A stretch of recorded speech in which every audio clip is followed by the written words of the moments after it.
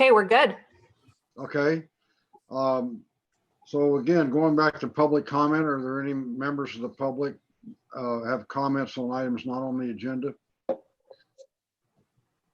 I don't hear of any. Next item is approval of the minutes. Is there a motion?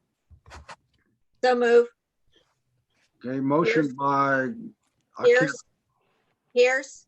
by Pierce, second by I'll second it. who was second by Taylor? Okay, do we need a roll call vote? Yes, we do. Okay, please proceed. Okay.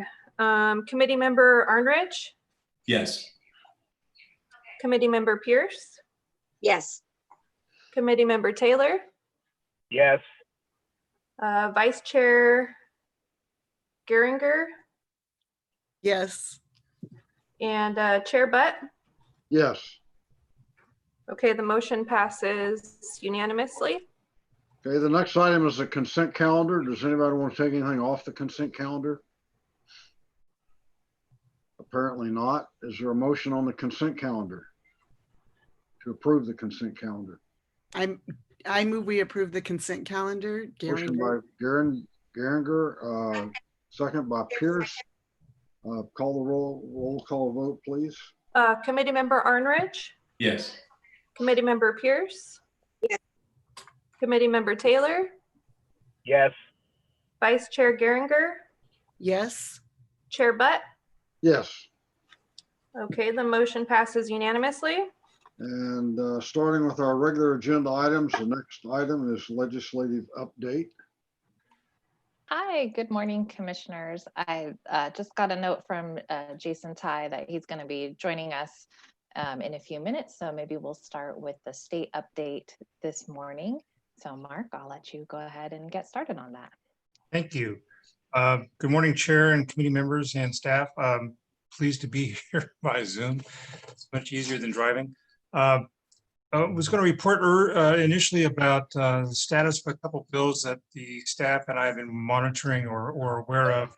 The first one would be the legislation that Mr. Grayson introduced on behalf of the authority back in beginning of the year. If you recall, as the response to the pandemic ensued, the legislature directed members to thin out their bill loads. And unfortunately, the retention improvement language that Mr. Grayson was carrying for the authority was one of the bills that he thought was a lesser priority for this year and set it aside. So I don't think I covered that earlier, and I wanted to make sure we understood what happened there. They're prepared to bring it back next cycle. So we've just lost one year on that, in my view. Another bill that's become of note is SB 1349 by Senator Glazer, which plays on an approach that the County of Alameda did, which allows the exclusion of the BART half-cent sales tax from being counted against the local county sales tax cap. It has the effect of creating more room for cities and the county to undertake a sales tax should they desire to. That bill had been inadvertently not announced when they closed the hearing last week. And so they had to reconsider it. And yesterday the bill passed out easily. So the bill is moving, and I'm in touch with staff about the bill. The authority did have a letter submitted.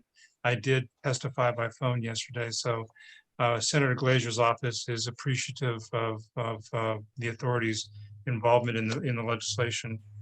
Moving on, I think the budget is.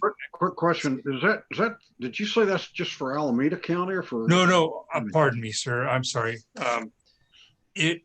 Alameda invented the concept, and Senator Glazer borrowed the concept in terms of excluding BART from the cap calculation. So this bill applies only to this county and the communities within the county.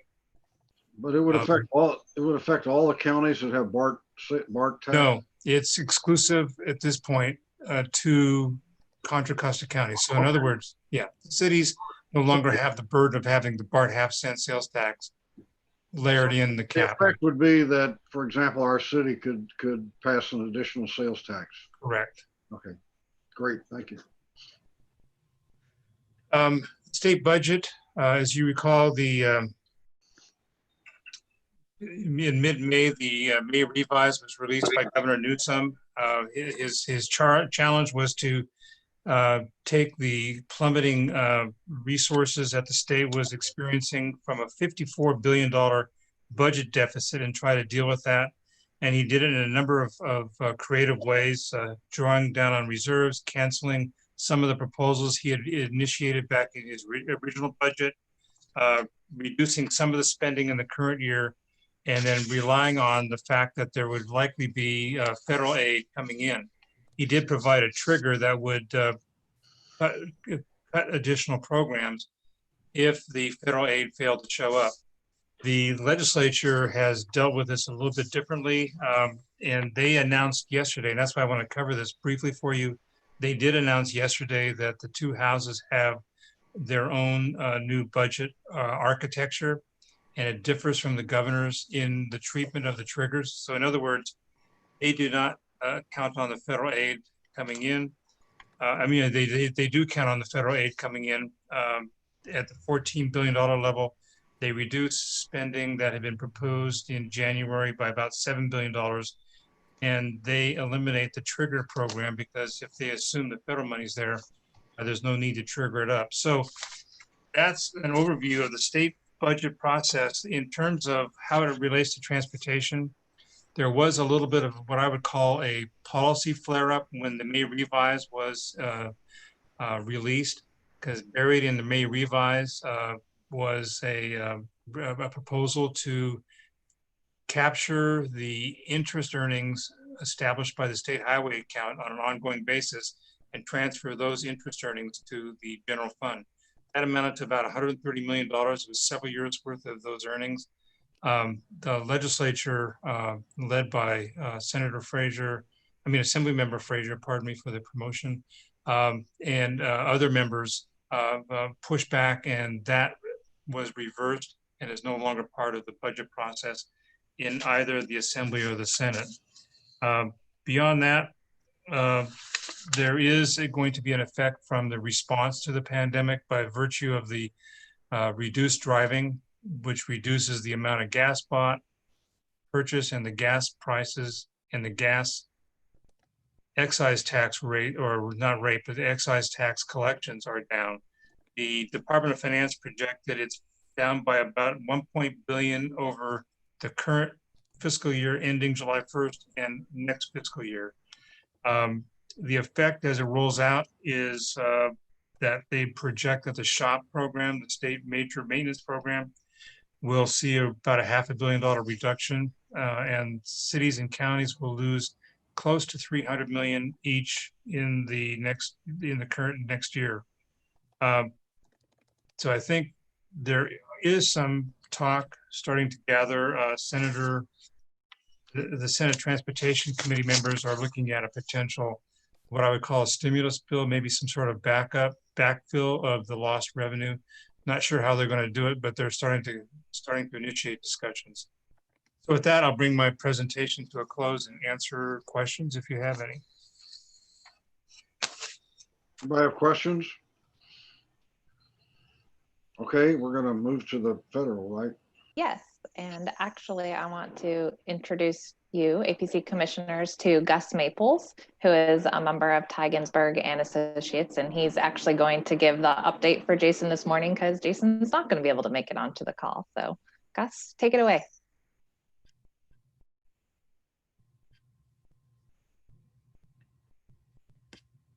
Because you're on mute, but can you, when you get off of mute, can you explain to our commissioners where you used to work? I think that's important, and you worked on the Hill. Thanks. Right. Hey everyone. Good to see you all again.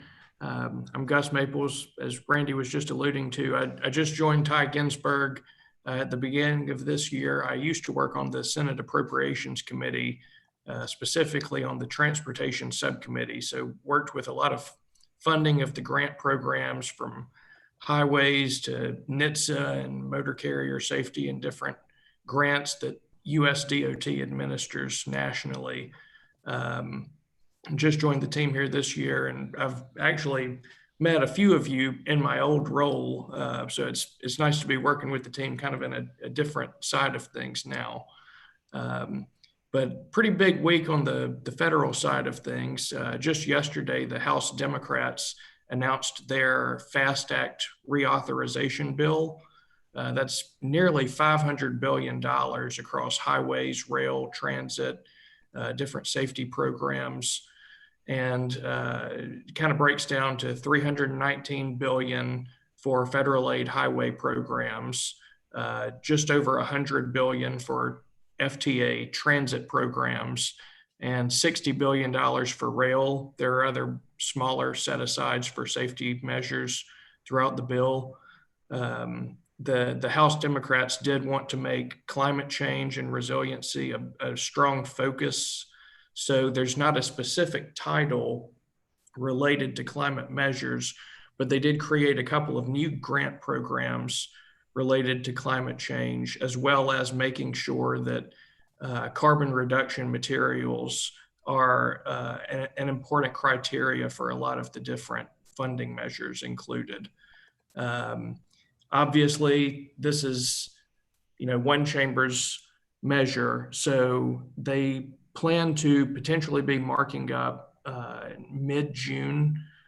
They just announced the draft legislation, and obviously we're in a bit of a new era with COVID, so they're working through some procedural measures to make sure that they can mark this bill up virtually later in the month.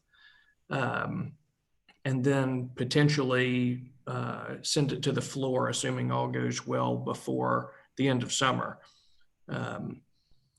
I think we have sent a general summary of the bill over to Lindsay, but happy to hear any questions or follow up if y'all have more specifics about things included there.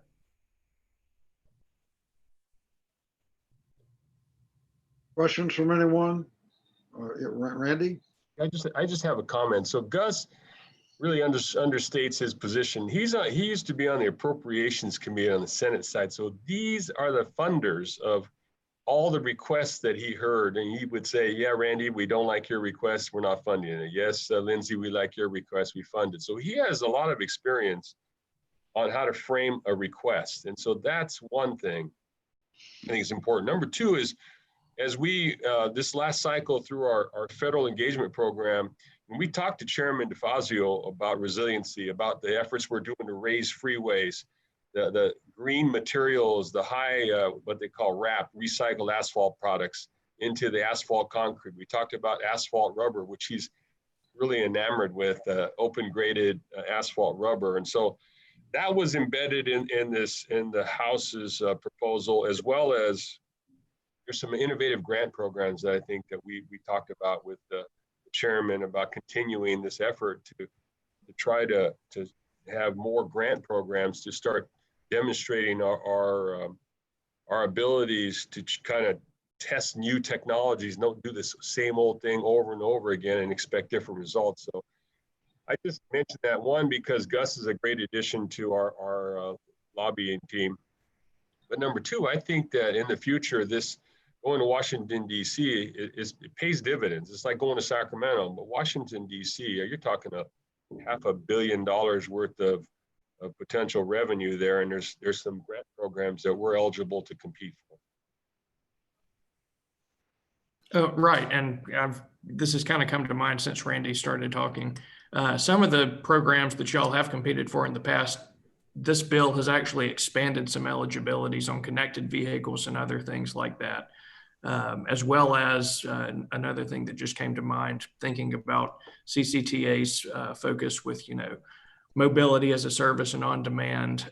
It actually does establish, or would establish, a new office within US DOT to consider how transit can relate and react with housing, which is a sort of broad brushstroke, but something that will be important in future years if that can be enacted. Okay, what's the chances of this passing? And being Um, signed by the president?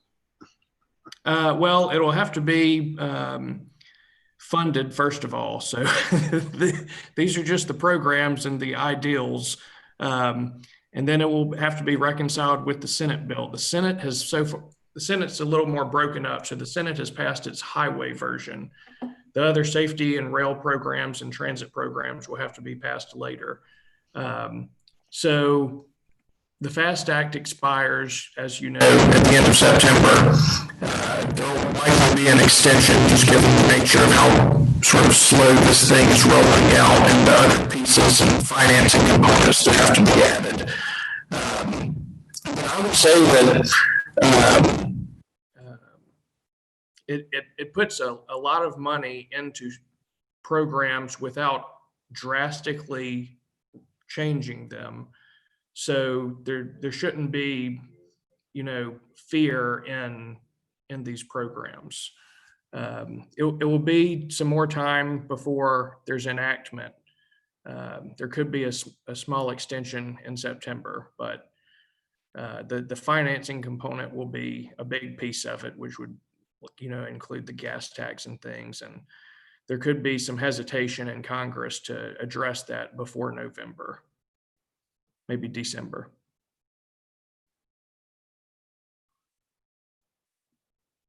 Any other questions? Okay, thank you. We'll move on to item 2, fiscal year 2021 proposed budget for the Authority and Congestion Management Agency. Good morning. This is Brian Kelleher. Let me go ahead and share my screen here and pull up the presentation. All right. Give it 1 second. It's supposed to kick in. There we go. Good morning. My name is Brian Kelleher. I'm the Chief Financial Officer for the Authority, and this proposed budget for fiscal year 2020-2021 is a little different. First, I want to tell you all, thank you very much for being patient with me as we were doing the amended budget for the sales tax last month. Again, being a sales tax agency, that's our biggest challenge. One thing that I have enjoyed in the budgeting process the last couple months is working with, even though we all gather around and we all work on the amended budget and we all get together and talk about the sales tax budget for the next fiscal year, just working with all the individuals. It's we all rolled up our sleeves. We all got together. We all realized that there were some cuts that we needed to make. We needed to hit the pause button on a number of projects. We needed to look at how this is going to affect the strategic plan through 2034. So we're faced with something different. We're faced with something different than 2008-9, but we're doing all of the same things that you had to do, 10, 12 years ago. Hold on a second. You're sharing your presenter view, not full screen. Okay, well, I'm going to go with what I have here. Tim sent me a message. It says that you guys can't see the full screen. Is that correct? We can see the slide just fine. It looks great. Okay. We can read the next one too, but that's okay. Oh, I'm sorry. So going through the budget process, our goal is the continuation of updating the delivery of the CCTA expenditure plan from year to year. Program allocations are all based off of percentages of sales tax revenue collected annually. Capital projects and financial commitments to the individual cities and agencies through approved funding resolutions for the proponents of locally sponsored projects are all under review. So what that means is we come to the board throughout the year. We make allocations for the capital projects. We make allocations to the cities for the ped bike program, the TLC. We also have a number of projects that we work on with BART for the improvements at the BART stations. So with the budgeting with the local cities, there it's kind of difficult. And when I say it's difficult is we set an appropriation for $1 million, a couple $1 million, and it's up to them to get the construction work done. It's up to them to submit the invoices to us, and then we go ahead and we pay them. So when we're looking at the budget today, and this may be a review of years before, but if we've allocated $10 million in the PED bike program and we're allocating another $8 million next year, it's just a continuation of these projects. It doesn't mean that we're allocating $18 million. These are capital projects, and all of you that work in the cities, you guys have your capital improvement program budgets, and they're multi-year projects. And it's up to us to work with the individual cities, do our best job at budgeting from year to year. So with that, we reached out to a lot of cities, and we went through this process. Again, I want to say, in working with the staff in the last couple of weeks, we've been able to reduce about $11.8 million in capital projects, put some things on hold. The biggest component in there is a $5 million contribution to Caltrans for the Caldecott Tunnel. Again, we don't have a co-op that authorizes us to pay the $5 million, so I removed that from the budget. Should we continue to work on that with Caltrans, we will come back to the board, seek approval, and make a budget amendment to pay that $5 million. There is more. I've been working with Tim extensively, and Tim is working with all of the project leaders. They're reviewing all of their contract allocations for our contractors, program management help. We're also looking at some other projects that don't have federal funding, state funding, local funding that may have some expirations. We're taking a look at a full review of everything to see where we can hit the pause button until we know where our sales tax revenue is going. Many people have asked, what's our long-term plan? It's hard to have a long-term plan, except for everything you see on the news. It could be a 10-year, it could be a 5-year, it could be a 3-year recovery. So with that, I'm gonna move on to the next slide. As we talked about last month, the effects of the sales tax. And so sales tax for 1920, we said it would be down about 13.5 million. We've received $70 million so far. We typically receive about $23.5 million in this quarter that we're heading into right now. Next week, I should be getting the information from HDL for the effects of January through March. I already know through working with HDL earlier this week that we're missing a number of payments from many vendors. So hopefully next week, and when I present to the board in 2 weeks, I'll have a better idea of where we were. But then again, that's just 2 to 3 weeks of slowdown for that quarter. It's not until this quarter that we're really going to see some of the big numbers and the big hits. So in looking at the 2021 sales tax assumption, we're going with a 5% decrease, which is going to bring us down to about 76.5 million. That's down about 16.2 million or 17.5% from what the strategic plan we adopted last year. When we were working on the strategic plan, we had already anticipated everything was kind of leading to there might be a dip in the economy. Let's measure it back. Let's not go with a 3.5% or a 4%, annual year to year all the way through 2034. We were looking at, okay, we're always having a little dip. We need to plan for the dip, and we had no idea it was going to be this bad. So if you look at the total decrease in projected sales tax loss over this 2-year period, fiscal year 1920 that we're wrapping up now, next year, you're looking at about a $30 million hit. Staff will monitor the quarterly updates. I will keep working with HDL. I'll get back in front of the board as much as possible when we get our quarterly results. Again, the results that we receive are typically about 3 months behind because everybody has to file their taxes. The state has to send us all the information, and then we have to download it and process it and look for all the missing pieces. So we're kind of behind the curve, and we have to, look to Wall Street. We have to look to some of our, regional shopping malls, look at the traffic cameras, kind of see what I think that's the best way we can kind of see how the economy is doing and each individual city is a little different, but it seems like a lot of people are going back to work. So hopefully we're going to get a lot more revenue than the $76 million listed. So with that, that brings me to the budget proposal for next year. So again, we went through the processes, we evaluated every piece. Our job is to deliver the strategic plan. Our job is to allocate funds for the programs. But we also have the capital program. The capital program is our largest piece. It's usually about 60% of our budget. This year it's about 40, I think it's about 42%. I have it on a future slide here. But as you look in the middle, you can see that our federal, state, and local revenues, those are some large dollars. It's about $74 million.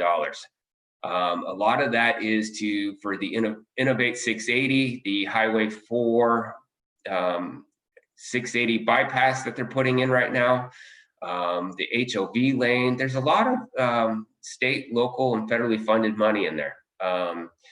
We look at our investment income, that's going down.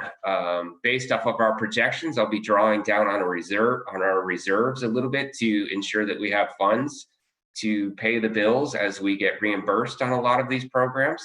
So interest rates now are pretty much near zero. So we're getting about 0.6, 0.7% on our money. And then our other sources. Other sources is, again, as the strategic plan, we collect money every year on sales tax, and that money builds up in each individual checkbook for the individual projects and programs that we have. We have about 29 of them. And so what we do is, if we have a delivery of projects and programs in those specific years, we have to use those resources that have been earmarked. And so therefore this year we have an allocation of about $48 million. Working with Tim again, we're looking to reduce some of our Measure J funded projects. We're looking at areas where we can make some, not cuts, but just hit pause and just take a look at what we're doing and make sure that we have a substantial reserve should this thing continue through the next year or two. So we look at the projects division. We have about a $15 million decrease there.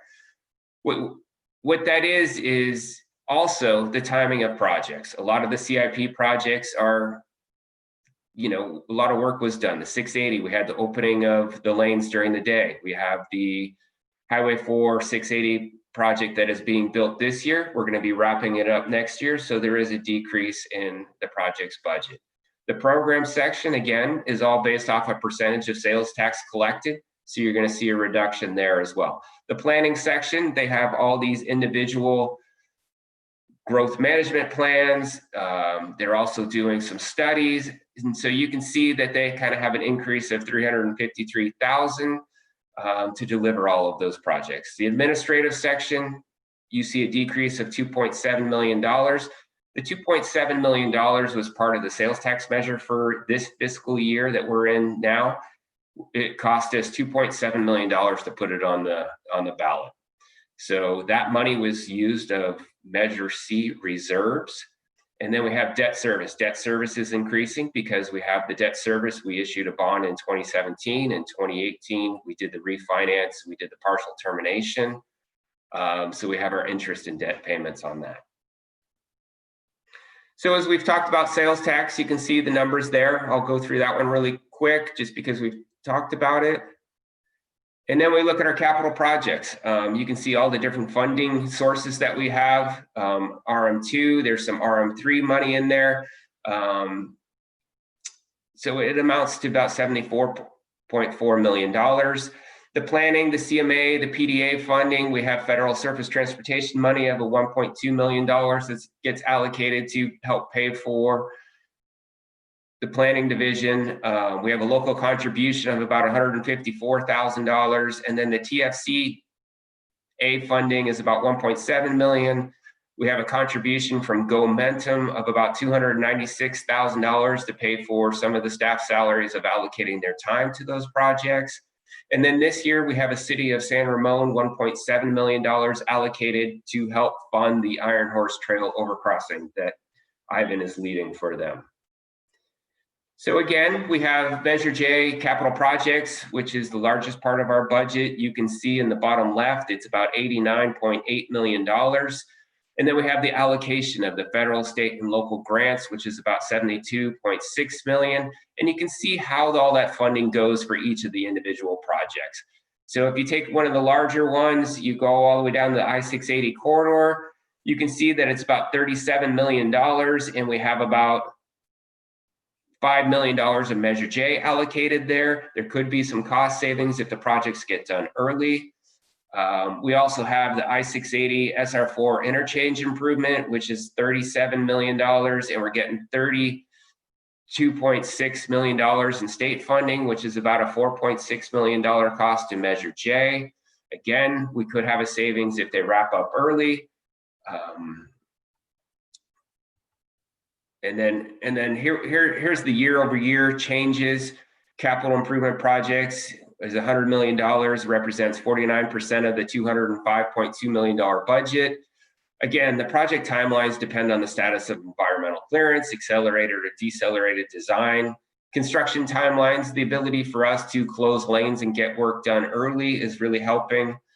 And again, as I had mentioned, these budgets are year to year. The capital programs span many years. So when you look down at $110 million and $100 million the next year, sometimes it's a duplicate. Maybe they didn't get the project done in that particular year, and it's carrying over to the next fiscal year. So the authority's salaries and benefits is approximately $5.2 million. We have a decrease this year of $172,000. The city has an authorized positions of 20. Current staffing today, right now, is 18 employees, and we are currently looking at filling the associate transportation planner vacancy that was created by the departure of James Hincap earlier this calendar year. I know Randy and Terry Ann and John have been working on that replacement and been doing interviews. So when I look to do the budget for 2021, we have 19 employees in there budgeted. We have a 2.5% CPI is included in that budget that I put together. The director of projects position has been vacant since December of 2019. And currently we have the senior engineer is filling and acting as the director of projects right there. The vacancy in the projects is planned for this fiscal year to keep it vacant. Estimated fiscal year 21 savings is about $335,000 for keeping that position vacant. Annual PERS rate, we have some very slight increases.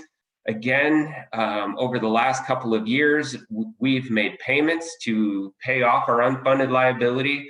And in doing that is keeping the authority's costs around 10% for our classic employees. A lot of cities are at 16, 17, 18%. So thank you very much for allowing the authority to make these funding payments. And our OPEB contribution rate is about 9.9%.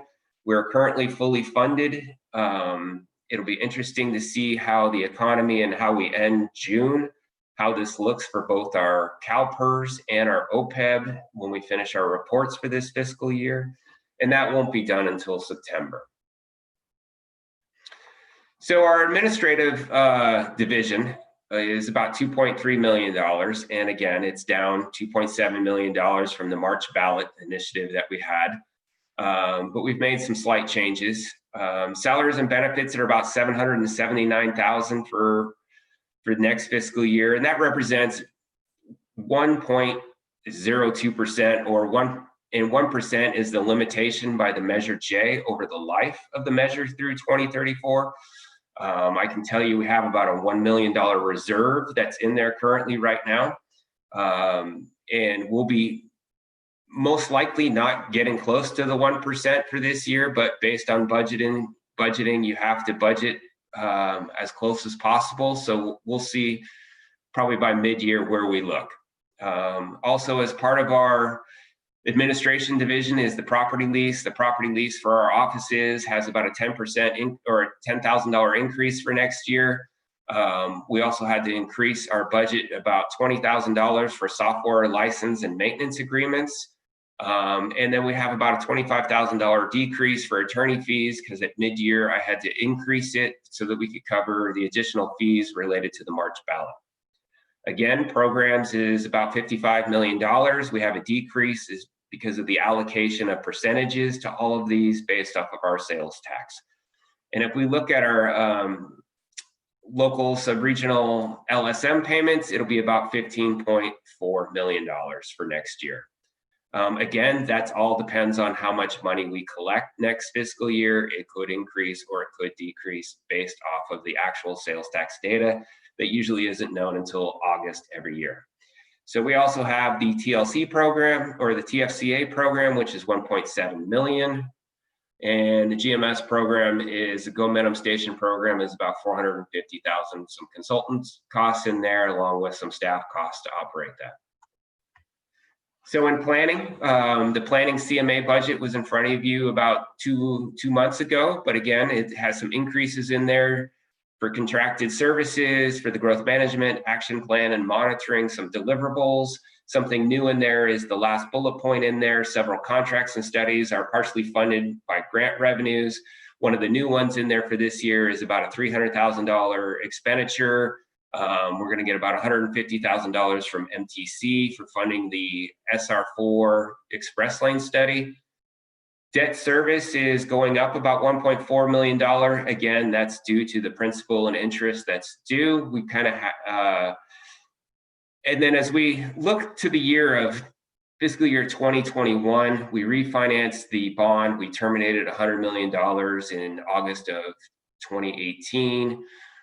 We put a call in there so that we could call it in 2020, but we have to, by August of 2021, we have to either do a direct purchase. We're going to be looking at a public market floating rate bonds with swap outstanding, and fixed rate bonds with full or partial swap termination will be considered. And all of this is based on market opportunities. I do meet monthly with a couple of different individuals going over this. We contract out with Melissa Schick, and she's based out of Oakland, and we work on this monthly to go over what our opportunities are and when we're going to go to market and try and get the best deal for the authority. So with that, concludes my presentation. We'll be going to the board in a few weeks, and hopefully I'll have some more sales tax data and some more information for you. Any questions? Questions? Yes, the mayor does. Am I okay, Tom? Yeah, I can't see everybody, but go ahead. I can see. Okay. What? Brian could Okay. take us off, put us back on there. There we go. Thank you. There we go. All right. I guess, Brian, with all the ins and outs and the various funds, et cetera, do you foresee any issues with lag times on balances being paid or balances going out to the agency? When I'm talking lag times, something that could put us in a little bit of a wait and see type thing until we get the dough. I might not have been clear and concise, but If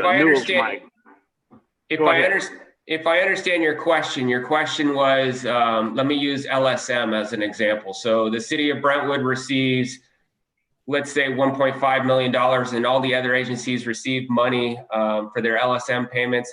No, there will be no delay in when we pay you. We have sufficient resources. We have the allocations. We have the funds to pay all of our bills, all of our contractors, all of our cities, everybody on a timely manner. That will not change.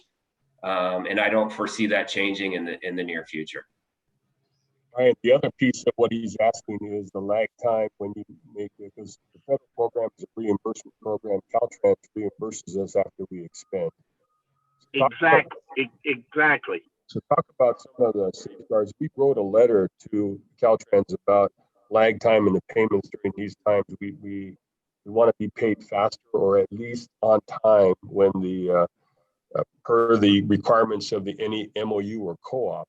So we're really trying to hold our funding partners' feet to the fire on, we pay our contractors in 5 working days or less. That's what they expect. That's what we do. Caltrans, on the other hand, it can take them 60 days to pay us. And so Brian, talk a little bit about maybe some of the cushion that we've developed to help with that issue. No, Well, I'm sorry. You done, Bob? Yes, sir. Newell? Yeah, Brian, first of all, thank you for the update, and I really appreciate it. And I note that you were also looking to give another update by the time this gets to the board. I think you've done a really outstanding job of going backwards, doing a deep dive, and also really important keeping an eye on our event horizon out 14 years, because, you know, and trying to make sure that we are in great shape all the way through there. Two questions. One, is there any clawbacks that are unique because of the national emergency that was declared that we're going to see come back in our bonds? You know, when we saw the tax cuts, unknowingly we had these clawbacks on several of our bonds because the tax rates changed. That's one question.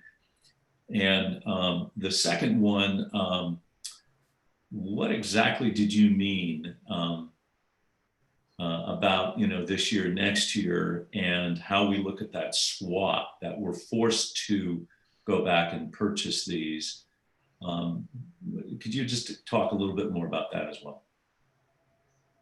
Yeah, so the clawbacks, the number one question that you had asked, the difficulty we had with that one is when we did a direct placement with State Street.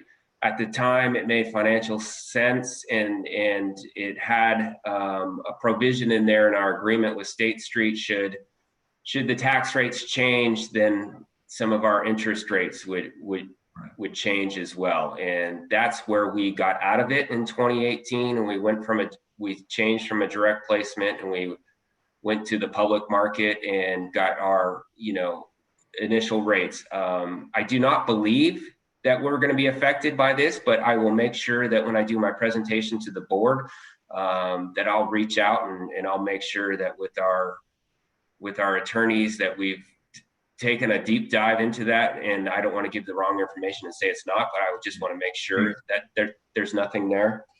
And then we have the refunding opportunity, just like we did in 2018. So we're going to do the same thing. We're going to do the same analysis, because when we did the 2018 August direct placement and did the termination, the best rates were a three-year placement to get the best interest rates. And so unfortunately, with these floating rate notes and these and the swap, you have to remarket it every 3 years. A number of years ago, we made the recommendation to do a 5-year because the interest rates were much better. You don't want to have to keep doing this every 3 years, because the cost to do it, I'm just going to use a rough number, is just say it's $1 million to remarket it every 3 years. So if you can spread it to a 5-year or a 7-year, if the rates are doable, then you're saving money in the long term. So I hope that's answered your question. Sure, and there's one last related to that. You know, the LIBOR rate is how that's the basis of the market that they use for the swap. Does the replacement for that come out before we have to go out to the market? And if so, is anybody predicting what's that going to have an effect on our swap values and everything? Yeah, so right now, LIBOR is better than SIFMA. We're in the LIBOR right now, but I believe that expires in December of next year. Who knows if it's going to disappear right away, but we're already looking at different avenues to make sure that we're ahead of the game, so that we can get the best rate. Again, this is something we run through the filter system. We hire a number of professionals to ensure that the authority is looking at it through a lens of many different angles, so that we do get the best rate and make the best decision, and then bring that to all of you to help us ensure that we're saving money, making sure that we're allocating everything in the best way possible. Great, you're a rock star in this. Thanks for stepping up to this role. And I apologize, I just got a call. I've got to go take a call. I'm going to drop off. I support this going through. And on the next two agenda items, absolutely, these are great. Just Are there other questions? Yeah, yeah, Julie has a question. Brian, you said that there was some RM3 money in this year's budget. That hasn't been released yet, and I just texted our rep at MTC to verify where we are in the process. It looks like it's going to be a long process going through the courts. So what money was in there from RM3? That was an allocation for the McCollum Bridge project out in Brentwood. So if the funding is not there, that project will not go forward. Okay, well, it doesn't look promising for this year, given where that lawsuit sits. The other question I had, and I had asked Randy about this a little, we know that the lawsuit against our measure is going forward. So do we have any projection on the timeline for that, Randy? Do you want to give us an update or? Sure. Let me look. Hillary just sent me an email note. So they have filed their their appeal. Right. If that's the right term. So it's going, let's see here. Petitioner's opening brief was filed last night, which means that the appeal will move forward pursuant to the timeline we have previously discussed. This brief is available at the link below. So we're moving forward with the opponents are moving forward with their lawsuit, which requires us, we have $100,000 set aside. We've allocated about 65,000 of that. We're getting very small bills as we prepared for this potential appeal, and now it's here. And so we're gonna have to move forward with that effort. Adding insult to injury. Yes. Thank you. Any other questions? I had the similar question about RM3. So there is some RM3 money in this budget, but yes or no?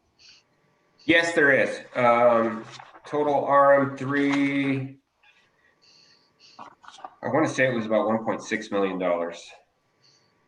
Wouldn't it be better to take that out and you add it in later if it comes in, rather than putting it in there and then having to take it out at some future time? What's the rationale for that? Well, our goal is to always budget for our best case scenario. So again, I can remove it. And we can add it at mid-year, because it sounds like by the time we get around to this in January, February, we're still not going to have the RM3. So it might be best for when I present this to the board is to remove that project, the project costs initiated with the construction pieces on that, and make that revision and bring it back. What do y'all think? That makes sense, or you want to? I guess the other question is there another source of funding? If it's $1.5 million, if there's no other funding, maybe it's just an asterisk by it to say, like everything else, depending on funding. But from what I'm hearing from MTC, this does not look like this is going to get resolved in 6 months. So this is Tim. Can I comment real quick? Yeah. So we're actually talking to ECRFA about providing a letter of no prejudice for McCollum Bridge for RM3.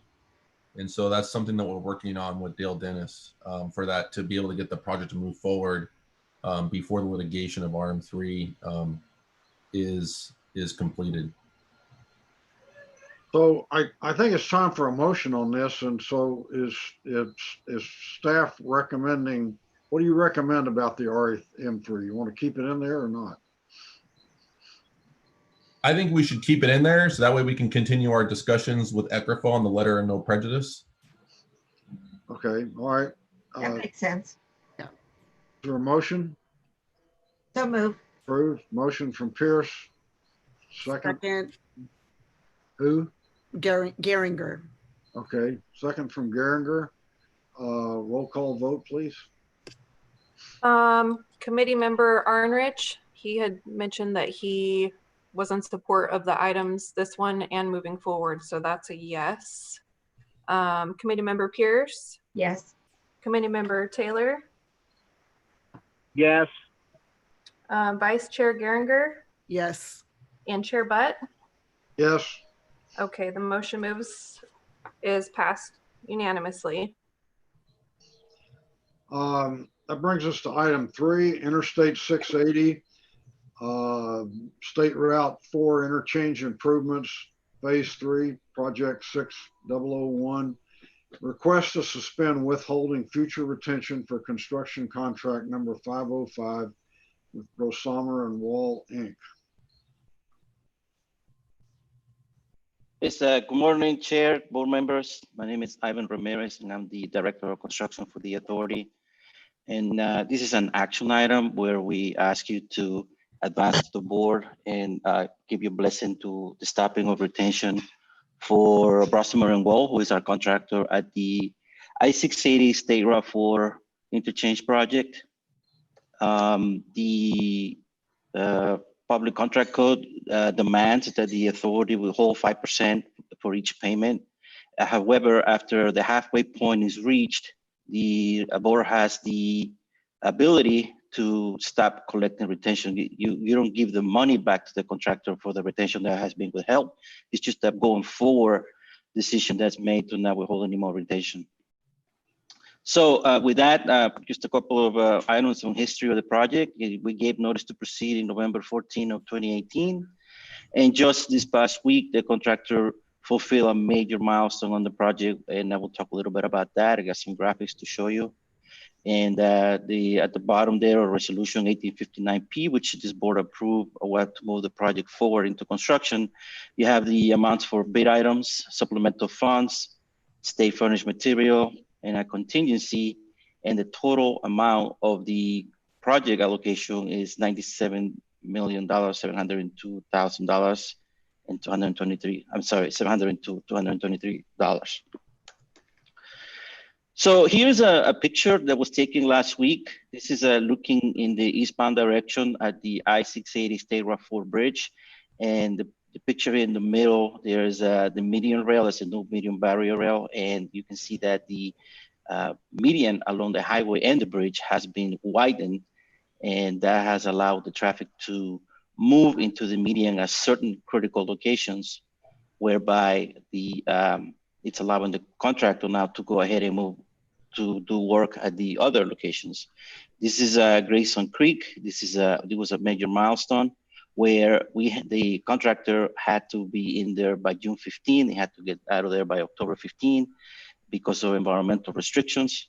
But nonetheless, that was last year, those dates, the contractor was able to complete filling the lanes between the two bridges here and allow moving to the median. One thing about these photos that I'm showing you here is that they were taken last week.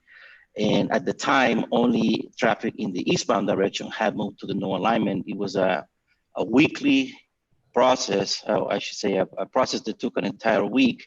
So by the end of the week, traffic in the opposite direction was already in place. This is work over on Solano Way. Again, the contractor is working on the median and is making good progress. They should have that bridge completed within the next month. And this is the bridge at Peralta, which is the last bridge on the east side of the project. And as you can see here, they already completed the bridges and they're beginning to pave the final pavement on the road going towards the west, because this picture is reversed. It's actually looking towards the west, and traffic, they're doing work going towards the east, I should say. So what's coming up? Over at Grayson Creek, this project requires that this bridge be raised. So the traffic, the new construction that you see there is several feet higher than the existing bridge. So the next step for the contractor is to remove the old structure and complete the structure by doing the work along the just removed portions so that the bridge will be widening and it will be higher. And this is the pinch point right now in the project over at Walnut Creek. This bridge needs to be widened. And again, the window is very limited, beginning June 15th. and ending on October 15th. So they have to do a lot of work there in a limited amount of time. And once they get done with that, then basically all the widening is going to be done along the median, and most of the work is going to be done along the outside of the alignment, where there's going to be some minor work before the project is concluded. I want to bring up a couple of things regarding the budget, because not only do we want to ask you to allow us to stop collecting retention, but we also want to show you some of the items that have brought up the cost of the project. This picture here shows the location where certain piles needed to be installed for the widening of the bridges. And you can see that there's existing concrete there that gets in the way of the contractor. It's very expensive to remove that to allow the work to continue. So that was a change order that we have been working through, because this type of situation occurs at several locations along the project. This is another situation that has occurred, and I'm just trying to give you examples of the type of situation that we have encountered that has raised the price of the project. But on the left side picture, you see that there is an edge on that curb, and it's rounded. It's been torn and chipped for the many years that the structure has been in service. But the new design requires that it be a sharp edge. So we had to go back and saw cut. As you can see, it's quite a distance to provide this saw cutting, and then make the edge sharp, so that when we install the joint, and the joint is that black material that you see there sitting next to the curb. So when you install the new expansion joint, that it will fit very nicely. So this is the kind of thing that is happening along the alignment that, again, is bringing up the cost of the price up. This is another situation where this barrier rail that you see on the left picture was supposed to be buoyed in the middle. Well, when we got to it, as you can see in the middle picture, is solid concrete. So that takes a lot of extra time and effort to get that work done, and additional processing and removal of material. In addition to that, if you go back to the left picture, there is a drainage system there that is kind of unique, because I've never seen something like this, where it's a long drainage. And that was not called for in the plan. So this was a complete surprise when we get out there, and working with Caltrans, we had to remove it. So those are the different site conditions that we've been encountering. It's a unique problem as well. This is the picture of the K-rail. We had to install it to allow us to work with that behind K-rail. And the K-rail is supposed to sit just on the edge of that yellow stripe, as you can see. But on the opposite side, that joint where those weeds are growing, we were supposed to remove those joints. And as you can see, the K-rail is actually in the way of the work. So this is a situation where we had to work with the designer and the contractor and figure out a way to get the work done. Unfortunately, a lot of the K-rail was already in place, and we had to do some rework on that end. And this picture, it's not very clear. I try to capture there in the concrete that is inside those blue stripes. And I just want to demonstrate that this is just a transition area between either the concrete paving, and it could be a bridge, it could be an approach, it could be between concrete and AC. Whatever the transition is, it's a very special transition that needs to be built. It turns out that the contract documents are ambiguous, and they're actually hard to interpret. So we have to go and do additional work that it wasn't contemplated in the contract. So we're paying money to do this work, and what it requires is for us to dig additional dirt and then put additional backfill before we put the concrete on. And this is, again, this has happened in several locations.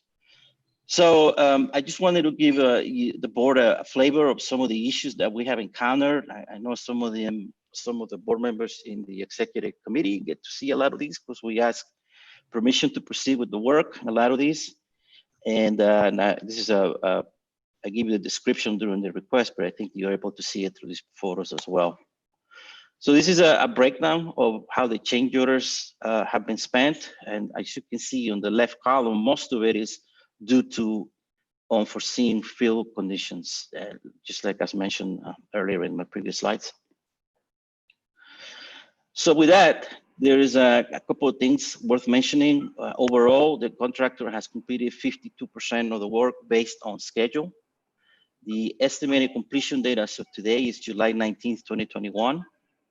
And on the left columns here, you can see how much we have spent of each of the allocated items on the resolution 1859P. And it's worth mentioning that the contingency as it sits right now has been consumed at the rate of 84%. And it's a little conservative because it says there that we have approved identify this amount. Not all of the approved or identified amount will be spent, but it gives you a good idea of where we're coming up against the ceiling of the contingency. One thing worth mentioning is that we have done a lot of work. So a lot of these issues that I mentioned regarding how do we fit the new construction against the old construction, a lot of the things about getting out of the ground, most of the bridges basically are built. We only have two, they're both along the creeks. So I would expect that going forward, a lot of the different site conditions will be less than has been in the past. So with that, we ask that you approve resolution 2022P, which will allow staff to stop collecting retention from the contractor with all the work going forward. I'm open to any questions. Yes, the mayor has a question. Yep. What I guess concerns me is the contingency. We're not going to override that contingency, are we? With 50, you said 52% of the project is done. What do you expect?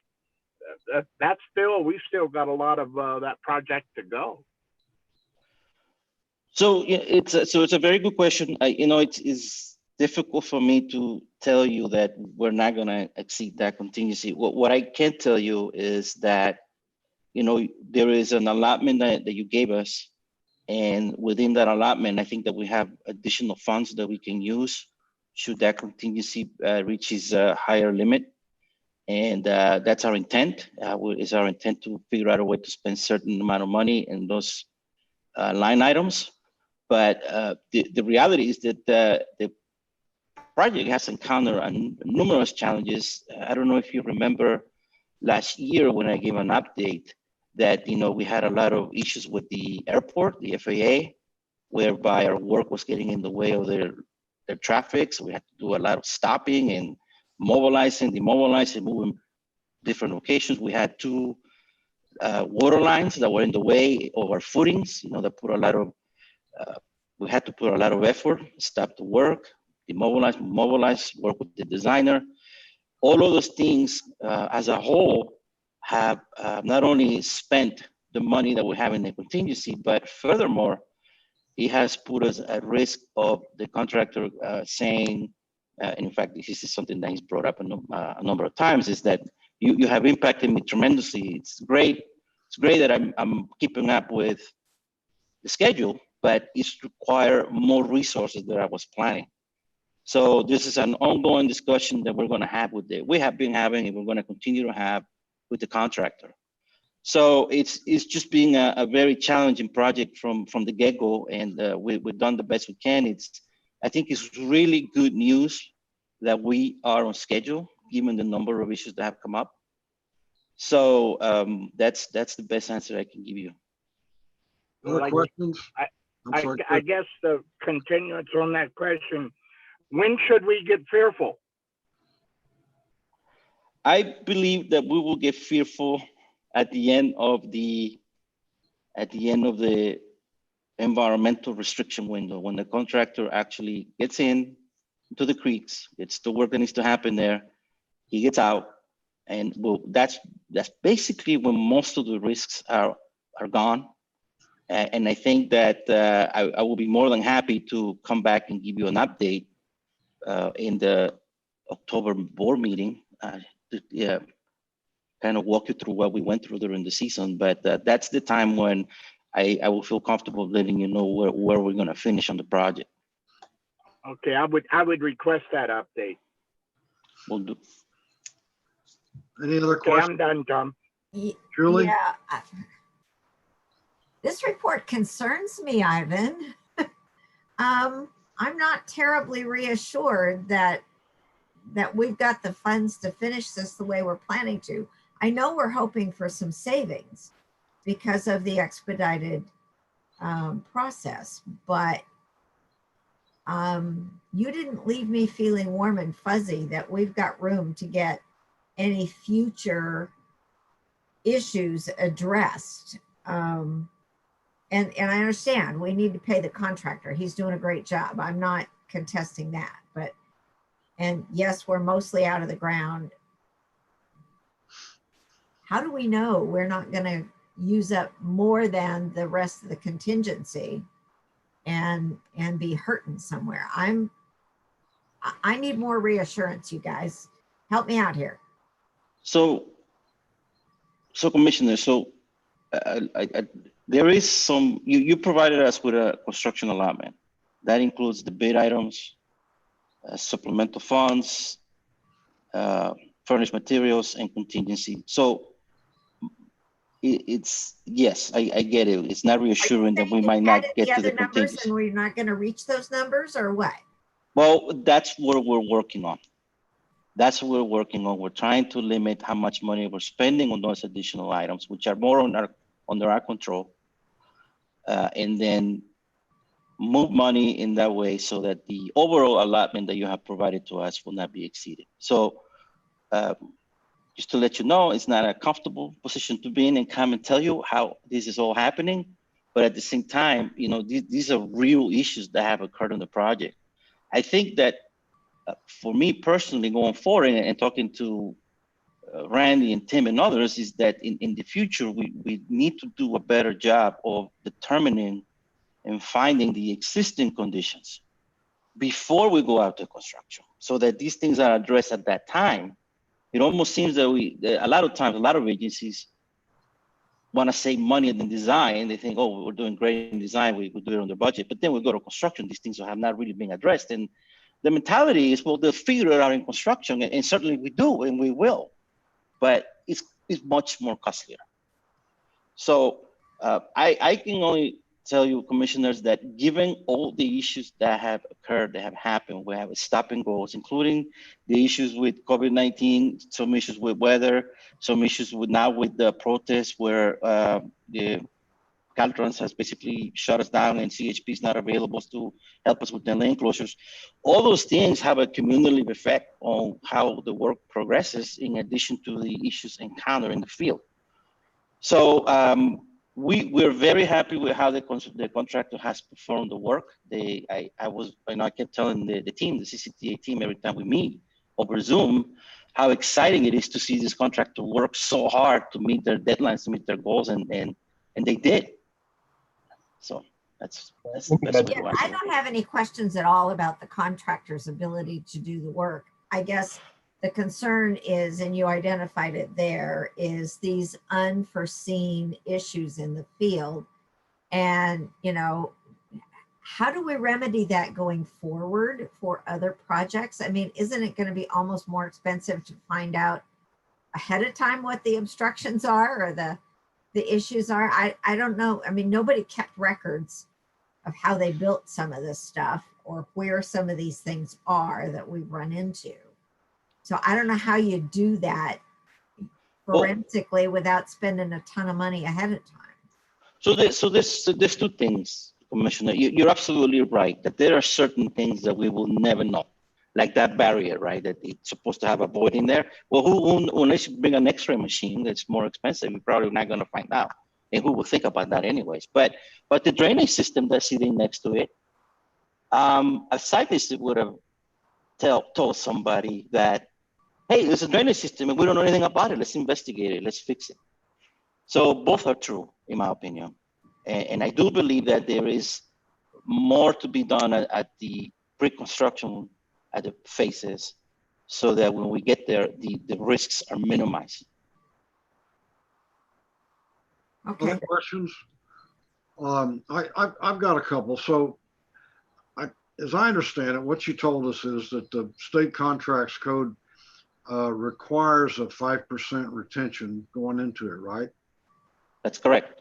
But it gives us the option of reducing that by half at some point, halfway point. Is that why we're talking about it now?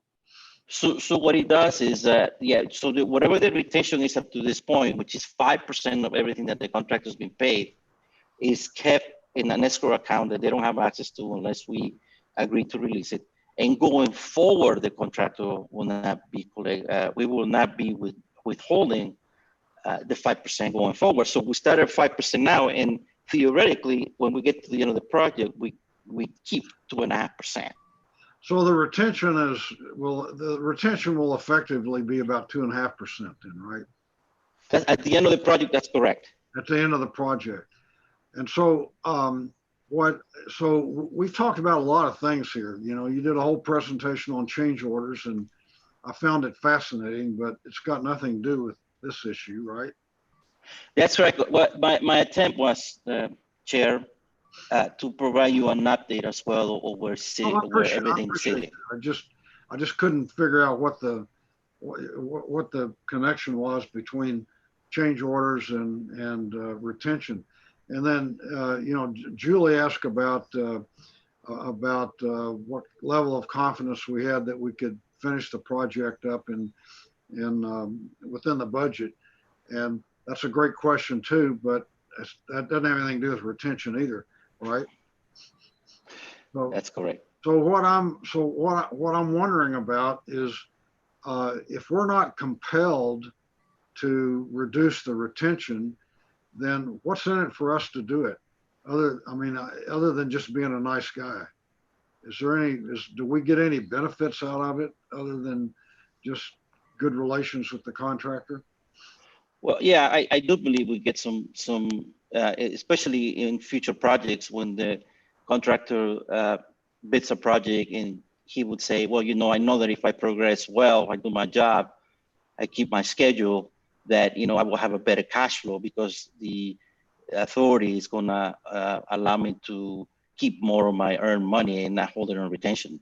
So as an example, Caltrans, right, who it's a big agency, they don't collect in the retention anymore. They gave it up. So so that would be the short answer about that. Well, you say Caltrans doesn't do retentions at all? At all. How does that comport with the state contracts code? The reason is that Caltrans has their own set specific regulations and laws that apply only to only to state agencies. In addition to Caltrans, that would be the Department of General Services, that would be the Department of Water Resources. They have their own set, and within those laws, it says the state will not withhold retention, but for everybody else that I know of, they will have to withhold some retention. Fascinating. Okay. And I have worked on this issue, and we are trying to pass legislation to modify the public contracts code, because it's not a matter of collection, but also you can release. We can't release the retention till the end of the job, till it's substantially complete. And so what Ivan talked about were the negative things that are going on the project. Very briefly, there are a lot of positive things that go on in the background of this project. Redesigning of the way the tensioning strands were in the precast girders so that they could produce those girders faster. Contractor realizes that we asked our designer to do it very, very quickly. And so when you know, there's always plus side of any project and there's negative side on any project. When you develop these relationships with your contractor and you have positive things and you have negative things, Ivan discusses both the positive and the negative. And I'm telling Bob Rosemer and Charlie Wall understand the good things that we've done for the contractor, as well as some of these issues that they face and when we work together to try to solve them. So this is just part and parcel to some of those good things that we try to do for our partners, because at the end of the day, they build our infrastructure. Any other questions? I think we're ready for a motion if somebody wants to offer one. I will move it with the comment that I just want to add, you know, Rosemer and Wall have been fabulous on this project. They have worked so hard to help us figure out how to advance it, how to get it done early, how to get a lot of things done. And I really am grateful to them for being really strong partners. So while this makes me a little nervous, I guess, you know, we're most of the way out of the scary part. Let's hope it continues that way. Okay, motion by Pierce, second by, I'm unmuted. I'll second. Oh, second by Geringer. Okay, roll call vote, please.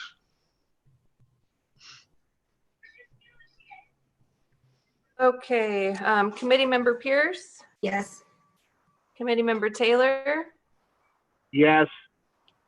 Vice Chair Geringer, yes. and Chair Butt. Yes. Okay, the motion passes unanimously with Committee Member Arnrich absent, however, voting yes prior to his absence. Okay, that brings us to item 4, Senate Bill 1, Local Partnership Program. Good morning, Mr. Chairman. This is Hisham Naimi, Director of Programming at CCTA. I'll handle this item. As you know, SB1 created the Local Partnership Program with $200 million in funding annually.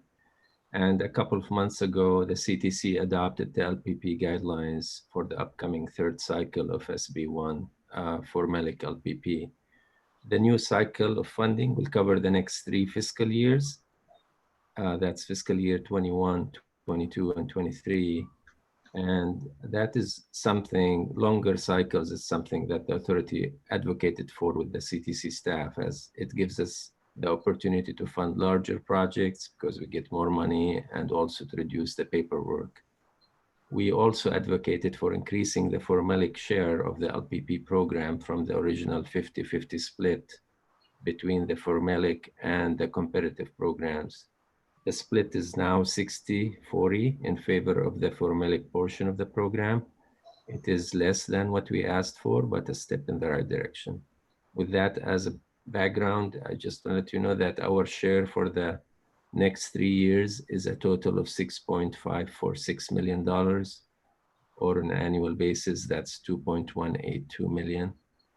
Unlike previous cycles, the CTC now provides separate funding shares for the cities of Martinez and El Cerrito. Both cities have voter-approved transportation sales taxes, and each city will receive $200,000 per year for a total of $600,000 for this cycle. This is, just to be clear, this is not part of the $6.546 million that the authority will receive. Nomination for the third cycle of SB1 for MELIC LPP are due next week. Staff is proposing to nominate the authority's automated driving system demonstration program for our share, and the LPP funds for that program will be matched by $7.5 million in federal ADS grant that we received earlier this year. We anticipate public and private partners will contribute the remaining funds, that's in tune of about $15 million in-kind services for this $29.7 million program. You will find more information about the ADS program in the staff report in your packet. In the interest of time, I'm not going to go through it. With that, I'll be happy to answer any questions. We are seeking your approval of Resolution 2025P, which will authorize staff to nominate the ADS program for the LPP funds. Questions, anyone? Move approval. Okay, motion by Julie, second by? I'll second it. By Taylor. Roll call vote, please. Committee Member Pierce, Yes. Committee Member Taylor, Yes. Vice Chair Geringer, Yes. and Chair Butt. Yes. So the motion passes unanimously with Committee Member Arnrich absent, however voting yes prior to his absence. Are there any questions or comments on correspondence and communications? Hearing none, we'll move to staff comments. the chair's comments and reports, I just want to say that these Zoom meetings are getting easier and easier, and I appreciate what you guys have done to set them up. Commissioners' comments? Julie? Tom, let me just tag on to that. I really want to see, and we may need legislation for this, so we may need to contact, you know, our lobbyists to help us with this. But I think it would be helpful if we had some semblance of this available for the public going forward, even after we go back to in-person meetings, and maybe make some provisions for doing these kinds of things on a regular basis. It was interesting because the executive director at MTC noted in her director's report last month at MTC that we have observed more than double the participation by the public in MTC meetings since we've been doing them on Zoom. And I haven't looked in the last few minutes to see how many people we actually had in this meeting remotely, but it seems to me we get better attendance by the public, at least the opportunity is there for folks that don't have maybe transportation access or childcare or something else. But I think many of us, it's easier to, we don't have traffic to get through. We don't have some of the other obstacles to get to attending these meetings. And I think it might be something we look at incorporating even going forward to add to our arsenal to make sure that we all are participating fully. Just a thought. I think those are excellent points. This has been a life-changing experience to me. The amount of time that I have not had to be in traffic on the road or on BART or whatever has really, it's really changed my life. I got to tell you. Yes. I think you got a good point there. Executive staff comments. Randy? Great point. So we're developing a transition plan back to work, and one of our recommendations is into a foreseeable future, as long as the Brown Act requirements aren't modified back to the way they used to be. Our recommendation is to continue these meetings until either a cure is found, a vaccine is found, or whatever. So our staff is, our recommendation to our team is stay home. We're productive. We're not getting exposed. We're trying to figure out, okay, we're going to say that if you're going to have a meeting in the future, make it a virtual meeting first. And the last option is have an in-person meeting. But if you have the spacing requirements, our conference rooms don't accommodate a spacing requirement that for any more than 2 people inside the office, maybe 3 in the Caldecott room, except for the Diablo room outside. And that's where we're going to have to stage visitors. Visitors will have to have an appointment. If you're going to have a meeting, in-person meeting, you have to have an appointment. So we're working on all these things right now, but our recommendation to you into the near future, as long as the Brown Act requirements are stay modified like the way they are, is to continue virtual meetings. You have vulnerable parts of our population that you don't want them exposed to any potential of the virus. So we're working on that right now. Okay, anything else? It looks like at this time we need to move into a closed session. So I'm not sure how that works, except that everybody who's not on the committee bails out, right? Terry Ann's going to assist with this part. She actually has a separate room set aside for you. So she'll tell you a little bit more on how to do that. Yeah, so Christina's going to make sure that the recording and live stream is stopped. I'm going to stop the recording in Zoom, and then I'm going to put you into a breakout room. So Christina, let me know when you're ready for that. Yeah. Okay, I am stopping the live meeting. Met in closed session, and no final decisions were made. We will be submitting a report to the commission at the next meeting in closed session. And with that, If nobody has anything else, I believe we are adjourned. Thank you. Thank you. 10:20. You're welcome.